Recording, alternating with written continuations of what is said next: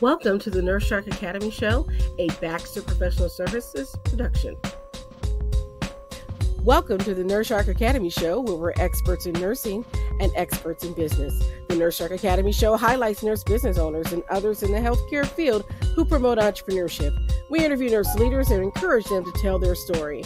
My mission is for you to own your seat at the table of nurse entrepreneurship, gaining the confidence, skills, and freedom to live your life on your own terms. You will dream big and expand your consciousness as an entrepreneur. Join us to support these wonderful nurse entrepreneurs and leaders. Today's guest is Alexandria Jones-Patten, and today's episode, how one nurse with a passion for public health nursing turned into an entrepreneur. My mission is for you to own your seat at the table of nurse entrepreneurship, gaining confidence, skills, and freedom to live your life on your own terms. I specialize in working with nurses and other health professionals who want to reduce burnout, pessimism, and compassion fatigue, so you can become a successful entrepreneur to reclaim the love you have for your profession and to create a fulfilling and prosperous life. Join the Nurse Shark Academy at thenursesharkacademy.biz and come feel the sun, providing a clear path for business success. And welcome to the Nurse Shark Academy Show. I'm Tina Baxter, your host. The Nurse Shark Academy Show highlights nurse business owners and others in the healthcare field who promote entrepreneurship. We interview nurse leaders and encourage them to tell their story. Join us each week for these wonderful nurses and their story. We have today's guest is Alexandria Jones-Patten, and her business is authored by AJP in San Pedro, California. Alexandria says in 2017, she became a registered nurse, dedicating 3 years to the hospital floor duties before pivoting to public health shortly after the COVID-19 pandemic. That should provide for some very interesting stories. She says her passion is for broader engagement and personal growth, had led her to launch authored by AGP in 2022 during her PhD studies. She says this venture represents my aspiration to own a business, integrating my interests and expertise. Her primary goal is to educate the public and inspire others about heart health using her unique blend of experiences and knowledge. Welcome to the show, Alex. Thank you so much, Tina. Thank you. Thank you for having me. And thank you for having this platform. This is amazing. I love talking to other nurses and finding out what they're doing. And we have such interesting stories to share. And I think that's one of the reasons why the public trust us. And we are still number one. Still number one. On the Gallup poll. Yeah, I saw that this afternoon. Yeah, still number one. Yep. I think, what is this? Our, 22nd year, 23rd year, something like that. I think you're right. I think we missed 1 year in there somewhere, but yeah. Historically, we're the most trusted profession out there. Yes. So I think that is kudos to nursing because of what we do and bring to our patients and how we help people. So yeah, I think we deserve that title. We play a lot of different roles in the overall health and well-being of our patients and our communities. So kudos to us. I'm glad to see us in that number one spot again. Definitely. Now, let's start. Tell me a little bit about your nursing background. What made you become a nurse? Well, I always thought I was going to be a physician first, to be honest with you. I initially thought that I would be a physician, primarily because I really hadn't heard about nursing when I was young enough. When I was younger, unfortunately, my grandmother had passed away from colon cancer, and I was about 6 years old. And at the time, I was just thinking all of these questions, like what's happening, what's going on in her body, what is supposed to be going on in these final weeks of her life. And it wasn't until high school, actually, shout out to Benson High School in Portland, Oregon. There was a CNA program, and I graduated with my CNA license first. So I said, oh, well, why not go into nursing? It's going to take less time. I can finish and, settle down, start a family. None of that happened. As soon as I thought that it would anyway, I still ended up taking the scenic route into nursing. So yeah, my first introduction was actually through a nursing assistant program offered through my high school. And I'm so blessed and fortunate because I know that that's not the norm in a lot of high schools. You're right. And there are a lot of high schools that don't have those types of programs. And it would be nice to be able to introduce students to nursing in that capacity. And might I say, as a person who also was planning on going to medical school, not realizing that getting your nursing degree is one of the hardest degrees to get. Yes, yes, it is. People don't know that.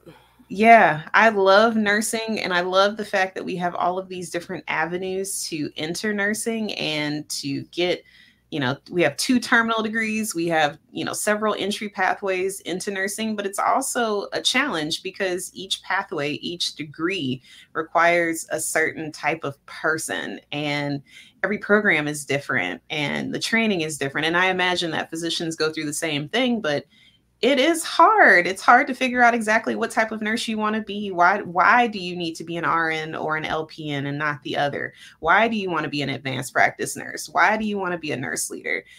All of these things are coming at you at the same time, and you really have no time to really think too much about it because it's really more about that experience too of where you end up landing in the first place. I think that's so important because a lot of times nursing students go in with the idea of, oh, I want to be a pediatric nurse, or I want to work with babies and I want to, work in the NICU, or I want to go in oncology. Yep. But what's nice about nursing is that you can start off as a generalist, get your background, and then move into so many different areas a lot more easily than you could if you were in a physician specialty. Right. Because after you graduate, you kind of learn, other than if you're going to do an advanced degree, but you kind of learn on the job. And so there's advantages to that flexibility that maybe other professions do not have.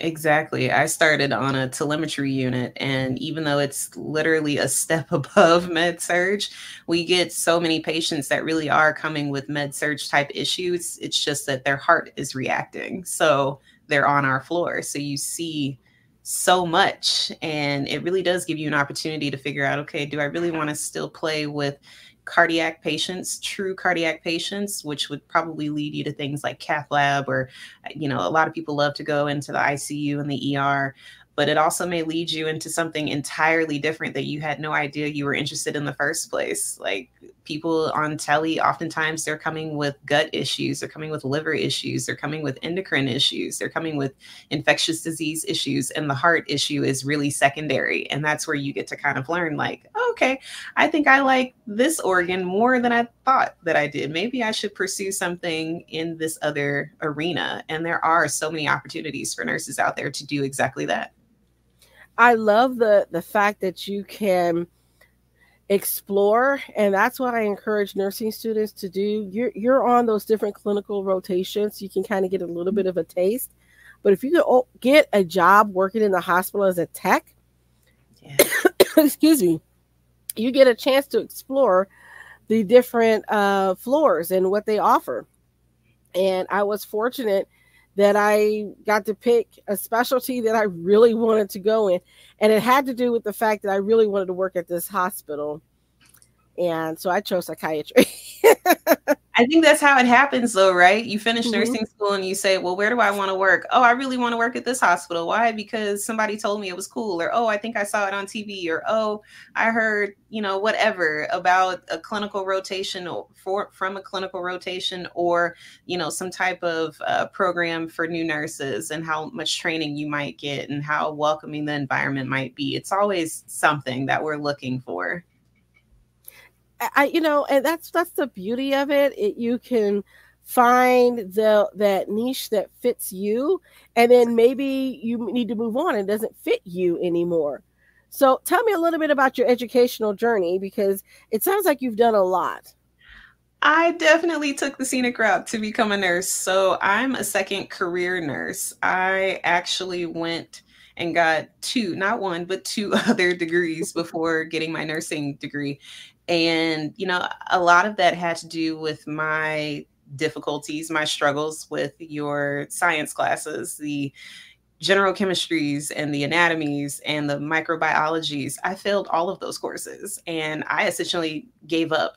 I went ahead and got another degree in a completely unrelated field. Well, not completely unrelated. I have my bachelor's in human development and family studies. So I became a preschool teacher and liked it, didn't love it. And I said, okay, well, I have to figure out what's next, right? So I, for whatever reason, thought it was the smartest idea out there on the planet to go and get my master's in business administration for whatever reason. I still, to this day, don't know exactly what I was thinking all that time ago with getting that degree, but it's paying off now. But essentially that degree sat idle for about 10 years. So again, sitting in the same boat of, well, what am I going to do? I don't know. I'm not in a place where I'm really loving my career. I went to college. I have all these degrees. Something's not connecting.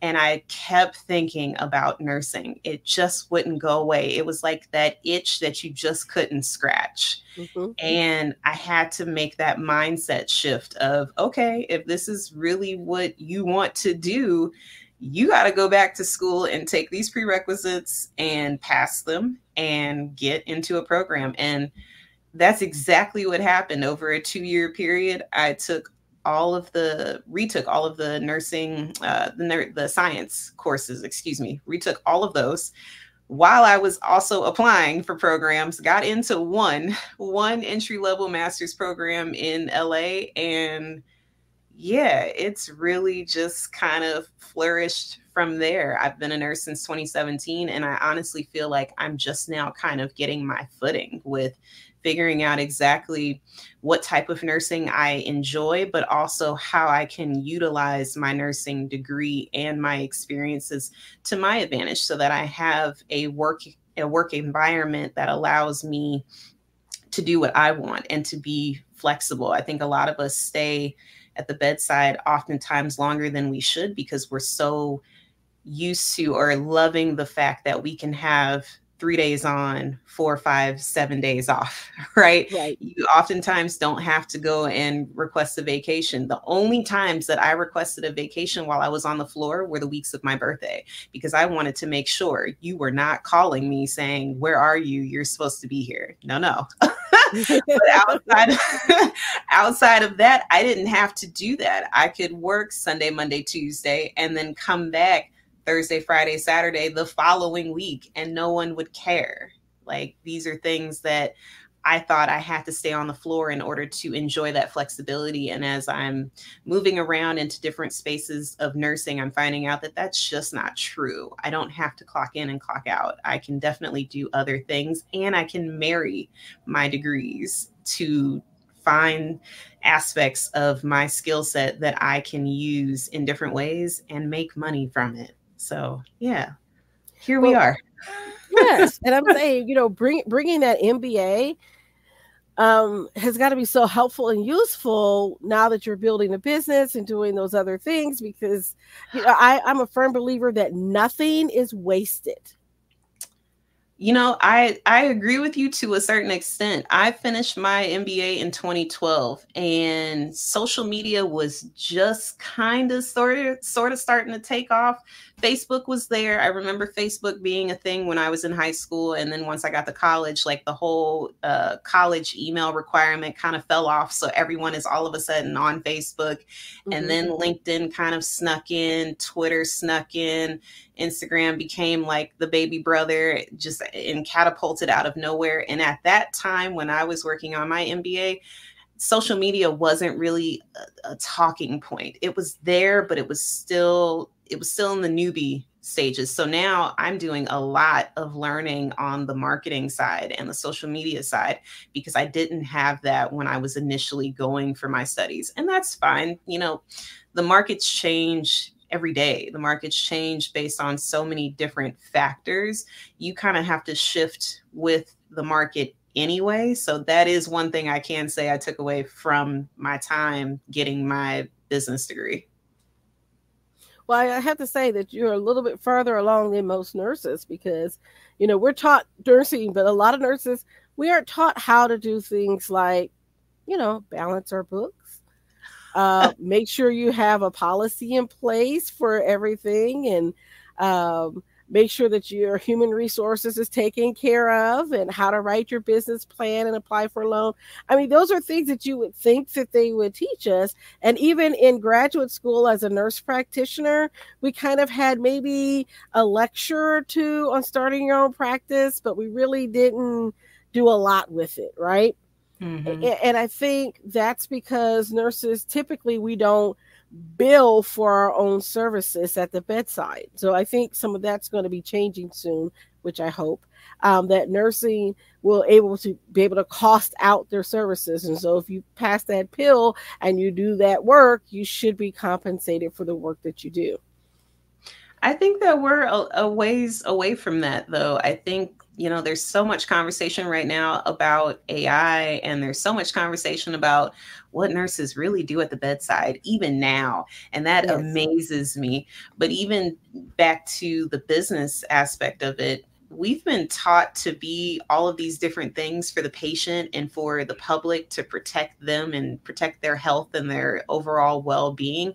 Business isn't really a part of the plan. You do see some nurses who will, do a dual degree. They'll do a dual MSN MBA, but even those programs are so few and far between, because that's just not what nurses are traditionally seen as doing. They're seen as doing this work at the bedside, getting their thank you and their Daisy Award, and then going home and waking up and doing it all over again. So I do think we're in a space where nursing is expanding, and we are seeing more people in nursing venture into these outlets, if you will, or these areas where we weren't really seen. But I think it's going to be some time, I think, still before we get to that place where, nurses are seen as an entity that can be paid by the service. I see it with the nurse practitioners, and that was one of the reasons why I was a little bit afraid, actually, to go for my nurse practitioner license, was because, you guys do have to set your rates, and you guys do have to bill, and you have to know how to bill, and you have to be compliant and have all of these, licensing and regulations, and that just terrified me. So kudos to you guys. Well, you know what? Everything is figure outable, and that's what I tell people. Yeah. That's one of the reasons why I created the Nurse Shark Academy, is so that nurses can get those business skills.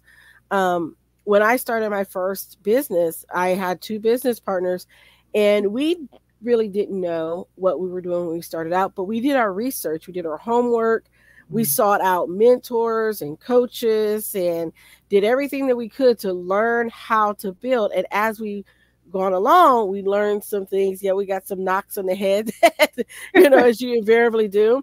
That's normal. So as I learn, I take those skills that I learned and I teach it to others. And so I think there's been a shift and a change in nursing, even from the time when I started. When I started nursing school in my BSN program, I was told in 10 years, 15 years, all nurses are going to be required to have a master's degree. Well, that didn't happen. But what did happen is that we ended up getting the doctorate of nursing practice out there. Mm-hmm. And so now we have a terminal degree for the practice side of things, as well as the academic PhD type degree, which is great.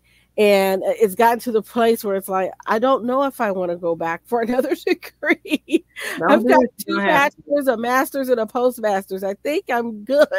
Yeah, don't do it if you don't have to. Make it make sense. Make it make sense for you first. Yes. I mean, it'd be great to do it, but I just mentally and financially, I'm like, I'm not there yet to make that commitment. But kudos to those that do, and I applaud that. What made you decide to go back and get your PhD, out of curiosity? Oh man, so another dream deferred. I really thought I was going to be a nurse practitioner, even though I was terrified of all of the things that I might have to deal with once I got to the other side.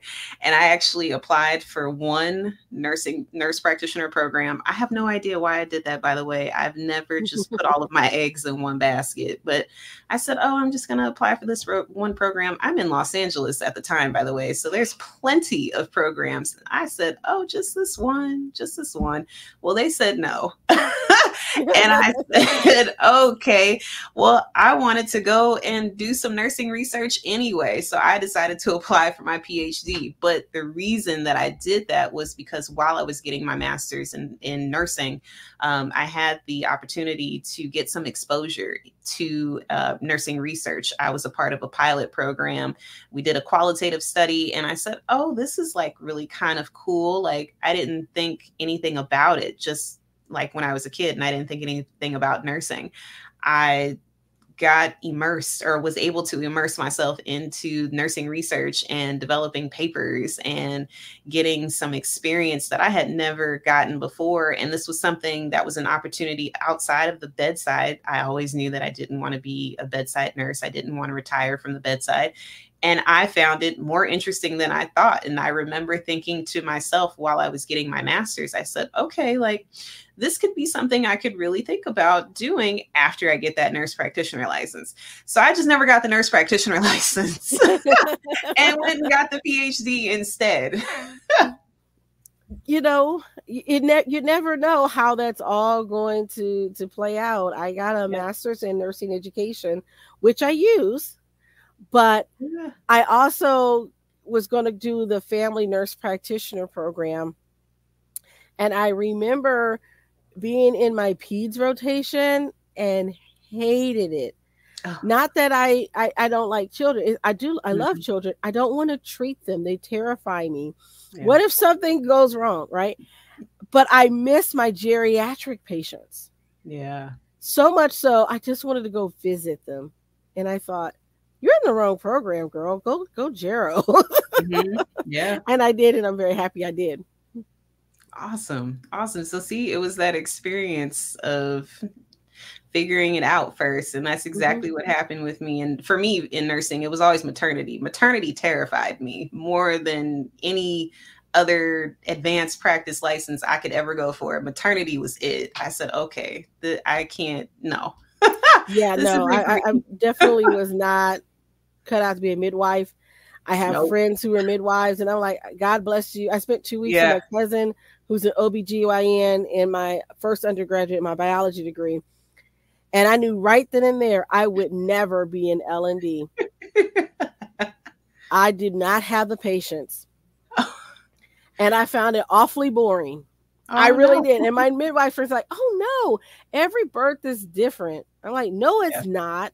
Unless something exciting happens, but you don't want anything exciting to happen. Right. You know, and I realized that's why I like geriatrics, because my day is never the same. Right. It's true. Never the same. So true. So how did you go from then academia and research to starting your business? Oh, so 2020 was a pivotal year. I think it was for all of us. Yes. 2020 was kind of the end of floor nursing for me. I figured out very early that I was not going to stay on the floor. So I made a quick pivot. I was a nurse in California at the time, and there were plenty of public health nursing jobs out there to really kind of help manage COVID, particularly among people experiencing homelessness and people who had to go to work every day. So there was all types of jobs, COVID screeners, and, you know, all types of little COVID-19 testing, everything. So I made that pivot. I did that type of work for about 2 years. And while I was doing that work, I was already in my PhD program. I had started just before COVID hit, fall of 2019. My class was kind of labeled the COVID babies because we graduated this past summer. And yeah, we were a part of that era of getting the degree pretty much online, which even at the doctorate level wasn't really that common to do, but it's what happened. And while I was getting my PhD, I really still had that itch that I wasn't able to scratch. And I said, okay, like, the itch is having my own business and really kind of having my own way with my time and figuring out how I can leverage whatever skills I have to get back more time and make money at the rate and in the way that I want to. And the great thing about academia is that there's so much time that you spend writing, reading, researching, data analyses. there's a whole field of people, medical writing, content writing, writing, freelance writing, that nurses could absolutely tap into, and they have no idea why, because we are so, we're taught to stay at the bedside and to consider nurse leadership and to consider these other more traditional roles that are around the hospital setting or the public health setting. And I really just kind of fell into freelance writing, and I said, okay, like this is something that I can do at my pace. It doesn't require a ton of startup time, or startup costs, I should say, because it definitely requires some startup time. And that was really kind of it. I started taking a couple of nurse writer courses, and since then I have just been growing my freelance business. I try not to call it a side hustle, but I have remained working because I am terrified. I'm telling you, I'm terrified of living off of one stream of income. So until I can grow this baby into something that produces multiple streams, I'm not ready yet to call it quits with my day job, with pursuing a career in academia. And I still feel as though there's a lot of work for me to do in academia. So I'm kind of juggling two things at once here, but freelance writing is so related to academia. It's unbelievable. And no one taught me that. I really just kind of fell into it. Well, and I want to say, there is something to be said for one, bootstrapping your business, right? And working your job until you're comfortable to move into your business full time. And you may never be comfortable doing that. It may just still be a side hustle. One of my coaches for me, she says, hey, your job is the best business loan you could ever have. Yes. Right? Because you don't have interest. You got to pay them back. Yes. Right? And so there's a lot of nurses that are out there that are doing that. And I'm certainly doing that. I still see patients clinically, and I do all this other stuff on the side. And so I encourage nurses, if you're just exploring, you don't have to leave your day job. Right. You can start working on your business after work, on your days off, after you drop the kids off to school or whatever. Spend an hour or two working on your business. Do something for your business every day, and you'll be surprised how far you get. That's exactly what I'm doing now. And I have been doing it for at least a year and a half, almost 2 years. And it gets, every time you think that you've figured it all out, you venture into something else, and it doesn't get old. The venturing into something else doesn't get old, but then it's still that commitment of putting in time to develop your skill set, to develop, your business plan, or, what you're going to go into next, how you're going to expand. And it's fun. It's exciting. I have to say it's difficult for me to be in any employment positions where I don't get bored after a year or two. Once I feel as though I've mastered something, I'm kind of, looking for something else to tap into. And academia has its own challenges. So I know that in the next 2 years, I probably won't be tired. I might be tired, but in a very different way. But it's the same with freelance writing. There's so much for me to learn from and grow in. And there are so many people. I mean, I follow just everyday freelance writers. They're not even nurse writers. And I'm learning something from every newsletter that comes out, from every website that I visit, from every experience of another freelance writer. It's amazing. I love it.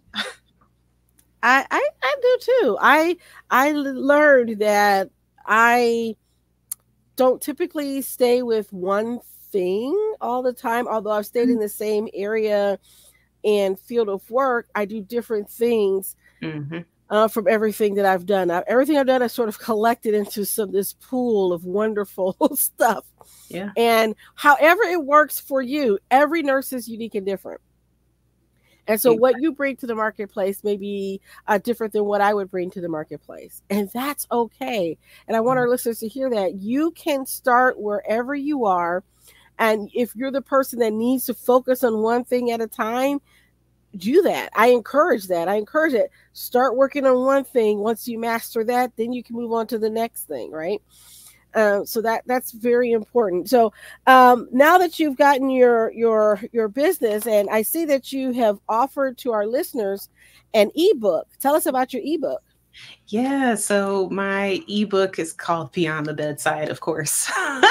And it's really just trying to open the mind of the bedside nurse to consider other careers. I do favor freelance writing in that book, but I really just ask people as they're reading through it to really kind of think about exactly why it is you're at the bedside. And if you have any itch that you just can't scratch, like I did, maybe you should pursue something like freelance writing, or maybe you read that ebook and you decide to pursue something else. There are so many nurses that are going into aesthetics, they're going into, other types of business ownership. There's so much out there. And if you are not 100% satisfied with where you're at, find something else. Take the time to actually discover yourself, discover your talents, discover your wants, your needs, your aspirations. Definitely. So much. That self-discovery and looking beyond. And I want to say this, for those of you that are perfectly happy, satisfied, the bedside is where you want to be. We're not saying that that's not important either. Right. Because I don't want people to hear that. Right. I mean, this show is all about nurse entrepreneurship, obviously, but you can be entrepreneurial even at the bedside. Yes, you can. Because I've heard from some nurses that created and developed some products, yes, or service lines or, yes, inventions, yes, that helps nurses at the bedside. Mm-hmm. So don't just think that you have to leave the bedside. Maybe your calling is to be at the bedside and make a difference there and be entrepreneurial there. Exactly. And I definitely want to add to that. We need bedside nurses.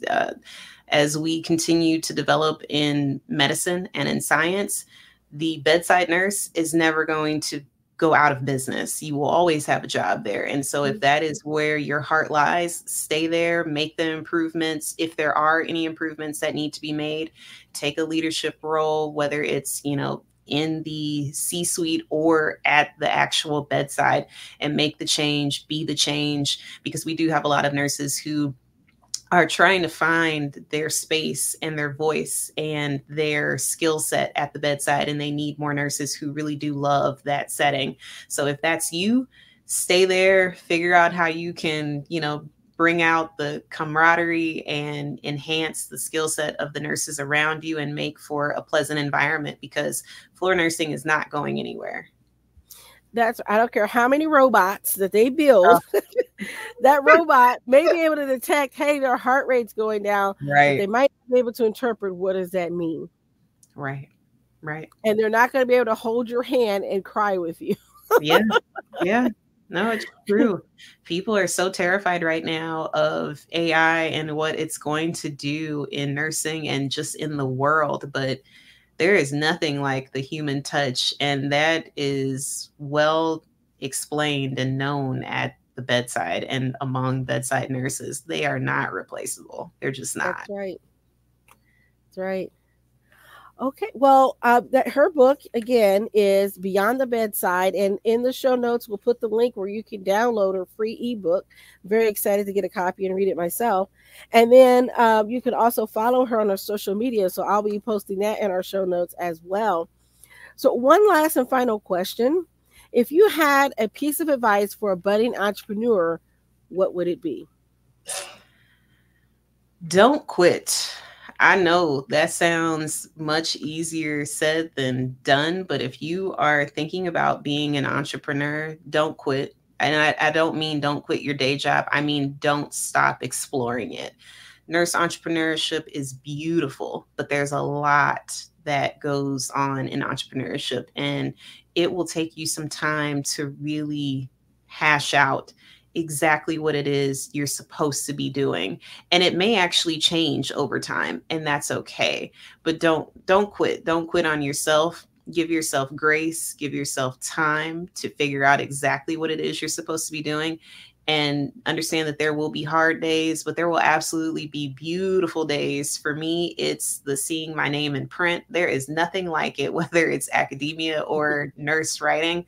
I see that name, that byline underneath that title, and I am just on cloud nine for the rest of the day, no matter what happened. So give yourself that time and that grace, and be patient with yourself, and just don't quit. Keep putting one foot in front of the other. That's wonderful advice. Don't quit. Don't give up. Keep moving forward. And I do like celebrating yourself and seeing that your name on that byline, or finding yourself on someone's podcast as a guest, or because I guest on other people's podcasts too. And so it's great to see that. Or I contribute to articles. And I actually Googled myself. I put it on LinkedIn last week. I actually Googled myself because I was looking for a particular article that I knew I had contributed to on WebMD. And I found like 3 or 4 articles that I had forgotten I pitched for, and they used it in the last 6 months. And I'm like, oh, did that come out? Isn't that beautiful? Isn't that beautiful when you can I don't have the byline, but I did contribute. So I thought that was great. That is the most amazing feeling when you can Google yourself. Like, it's actually really cool. Celebrate your wins. Celebrate your wins. We're all about celebrating our wins and always keeping that momentum going. Well, this is going to wrap up our time today. Did you have any final thoughts? No, I just want to thank you so much for having me. And I hope that this resonates with a future nurse entrepreneur. If you are looking for me, you can definitely find my social media links at the bottom of this video. So I look forward to hearing from anybody who's interested in freelance writing and wants to know more. I have a book, I have a course, and I'm definitely willing to help other nurses get started in this field. All right. Well, I want to thank you, Alex, for being here. Our guest today was Alexandria Jones-Patten with Her Business, authored by AJP. And I appreciate you being here with us today. Don't forget to tune into the Nurse Shark Academy show on our YouTube page and hit that notification bell so that you will know whenever our new videos come out. Subscribe as well. And then for those of you that are following us through Podbean and wherever you get your podcasts, don't forget to give us a thumbs up or a follow, and we appreciate all of that. Thank you for being with us today, Alexandria. It was a pleasure having you, and I wish you well. The pleasure's all mine. Thank you.